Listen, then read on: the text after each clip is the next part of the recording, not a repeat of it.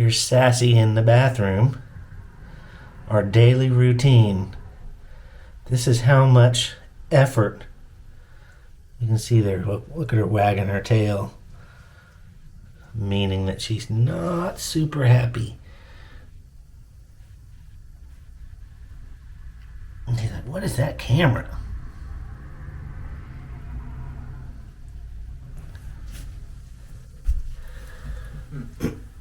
But we go in the bathroom every day.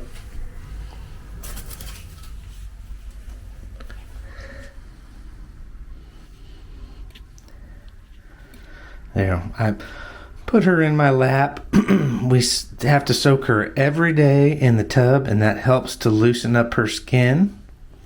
And I put her on this towel to keep from getting scratched up. And I have a routine now that to make her feel better. I will use and everything is sprawled out. She'll hop down on the ground. She likes to do her own thing. But here is the bathtub. And I don't know, every day, if you see all these flakes of skin,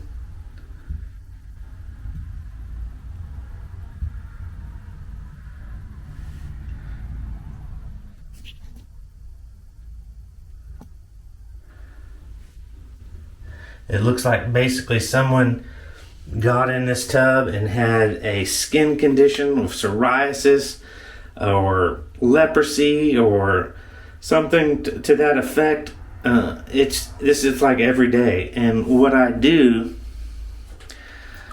I do vitamin B complex supplement in her food, pretty heavy, along with the bigger one. He gets it too, just because she gets it. But I use Zoomed multivitamins, and I use the vitamin D. Let me get that out real quick. I use the vitamin E. Not using that a whole lot, but I do use that to put on her skin to help. So the Tegu is getting, let me get her, there she is. She walks around in here in the bathroom. I got the heater on. She just likes to cruise around in between me working on her. But she is getting all the care she needs. I called the pet store that I got her from, the big breeder in Florida that no longer sells Tegus, and I talked to them. They're like, we don't even sell Tegus anymore. I know I bought these 9 months or 10 months ago and 6 months ago. And he's like, oh, okay. And I need to talk to your Tegu expert. And then he was like, well, I'm pretty knowledgeable about the Tegus.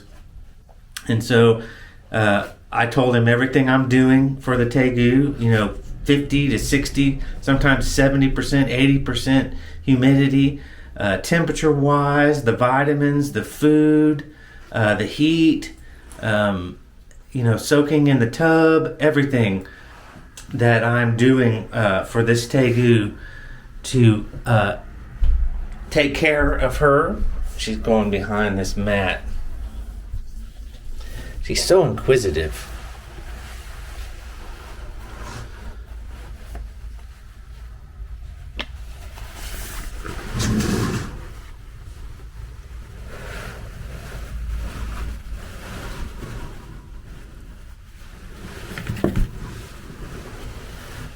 Sassy, don't act like that. She's not as scared and as nasty as some can be.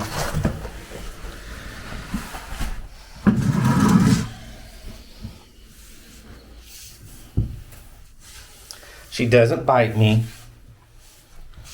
She still doesn't like to be picked up and handled a whole bunch, but I have to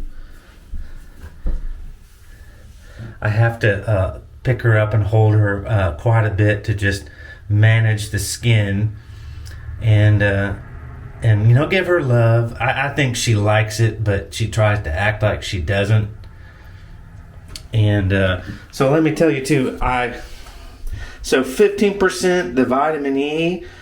I have about 15% success rate with the vitamin E, and about 15% with the vitamin B, super B complex vitamins.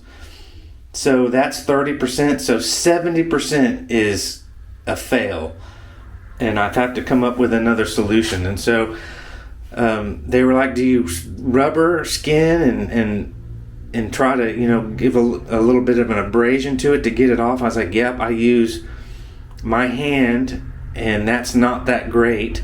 But I use when I put her in the tub, I will use this soft bristle toothbrush that is brand new."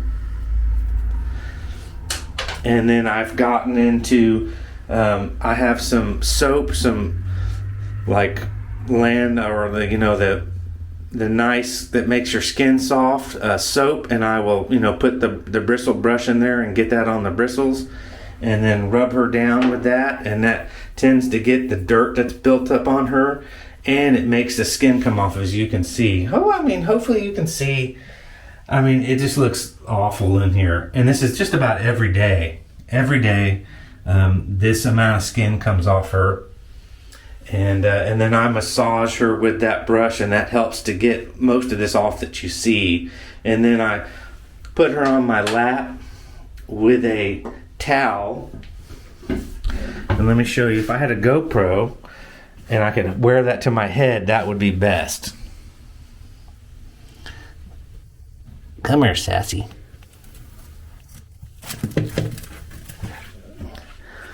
But I'll put her in my lap, and I have to have two hands, but I'll put a towel because she will shred my legs up. But she lets me pick her skin and some of the problem areas, and I will turn her over and make her sit on her belly, and I'll pick portions of her skin off on her belly. And this looks a lot better. The pet store told me, I was doing everything right, and they didn't have any more answers for me on what to do or suggestions. They were like, "Man, that's just the way it is." And they're like, "It's probably genetic."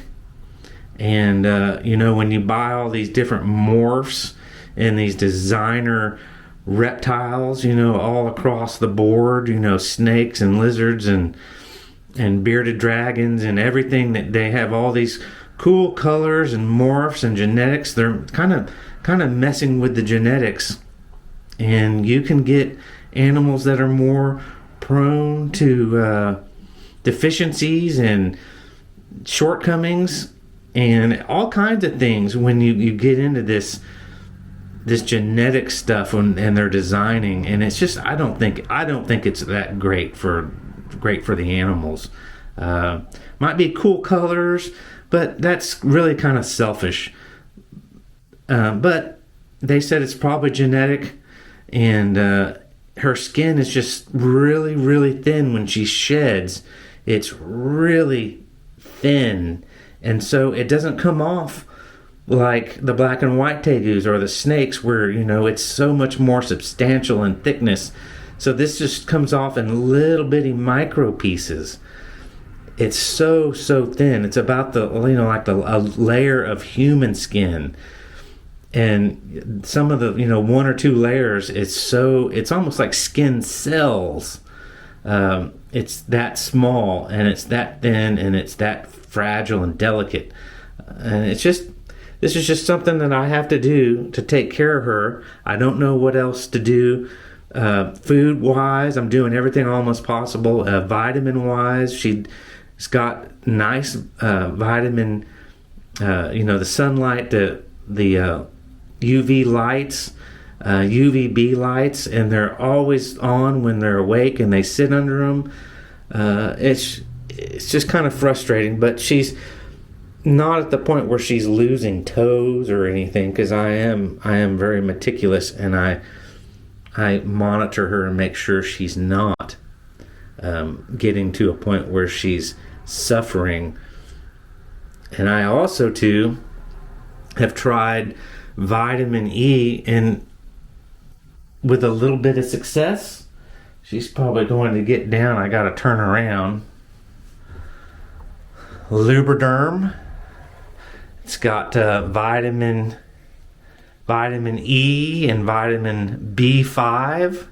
I mean, I put that on my skin, and so the reptile should be no different. It's safe for humans, so it should be safe. It's probably tested on animals, but it should be good for the reptile.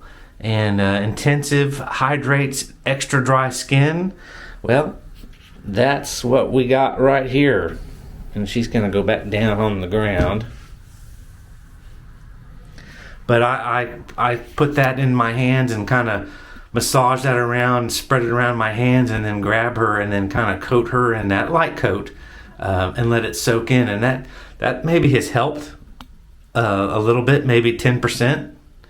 So there's just so much going on with her. I have little tweezers, and I pick the tweezers and pick pieces of skin off her. I gotta get my towel up here because I'm gonna put her back. Pick her up here. And we do this every day for about an hour. She gets love. If she appreciates it or not, I think she does. She acts like it's painful, and it's like, oh, it's so brutal, you doing this to me. I hate it, but I think she likes the attention. And she will soak in the tub for about 30 minutes. And that softens up and loosens up the skin that's on her back. And it fluctuates. It's on her body portion, and then it'll be the tail portion next. There is a layer on the tail that's not ready to come off, but it's very, very close. So when I get this portion off her body and her legs, then it's the tail problem. Then once it's the tail problem is over with, and I've gotten a lot of that off, it's the body problem again. So she's very healthy. She eats she eats a lot. She will eat a mouse every couple of days. I don't feed her a mouse every couple of days because I don't have that many mice. But she will eat, a big appetite that she will eat. As you can see, there's a piece of skin I got to get off her neck.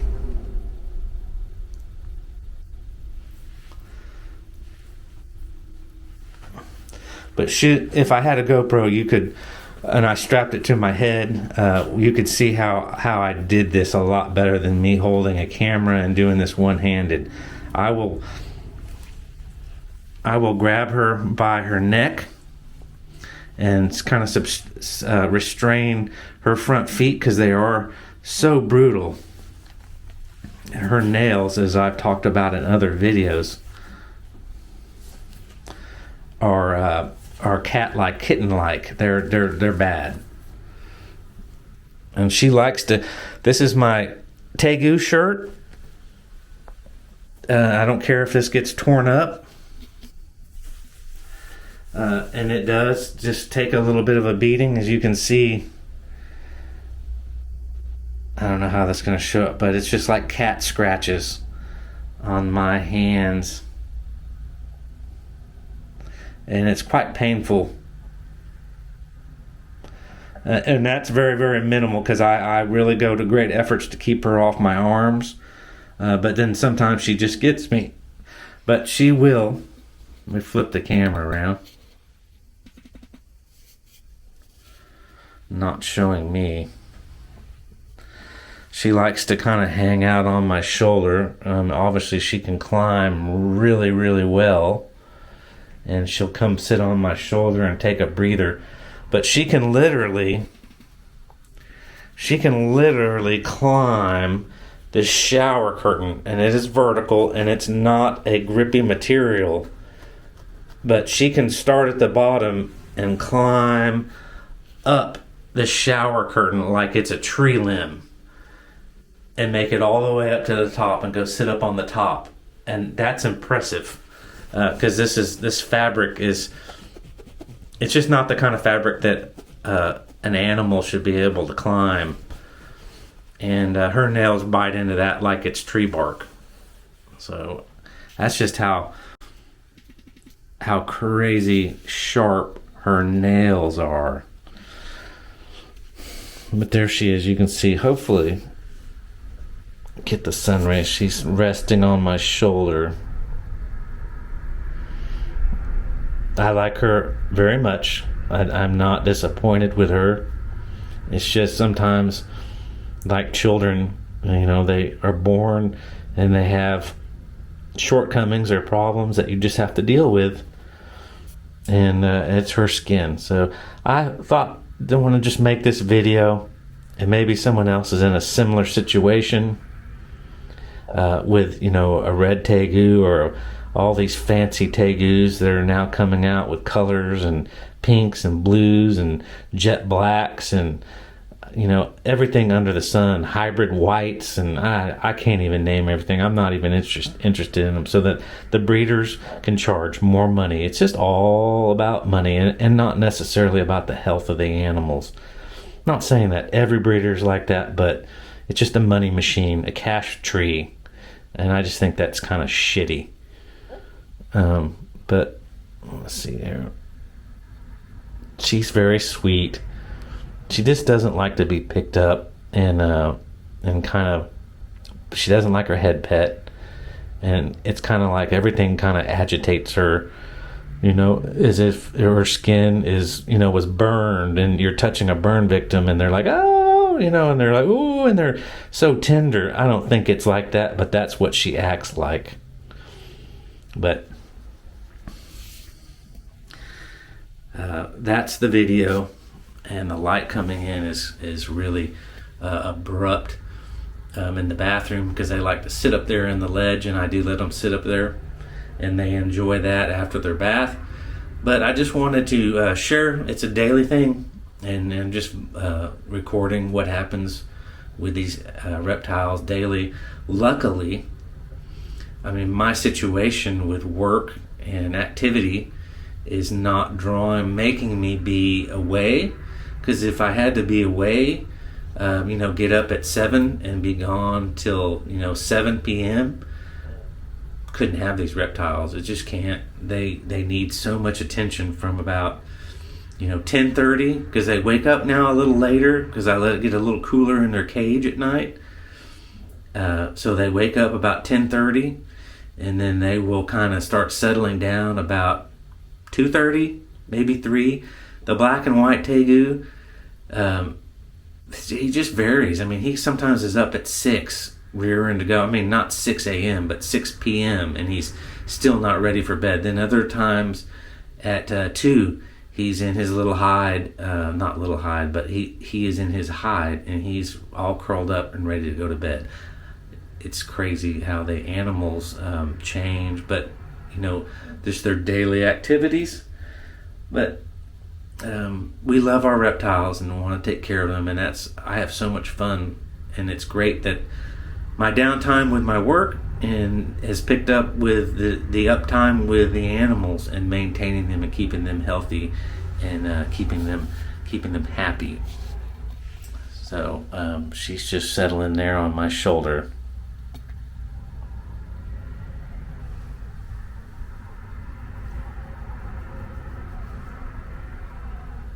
Sassy. She's such a sassy lizard. A sassy little girl. Very, very sassy. Alright, that's the video. Thanks for checking it out. Gonna make lots of more videos in the future, dealing with these animals and taking care of them. So other than that, thanks for viewing. Bye bye. Have a great day.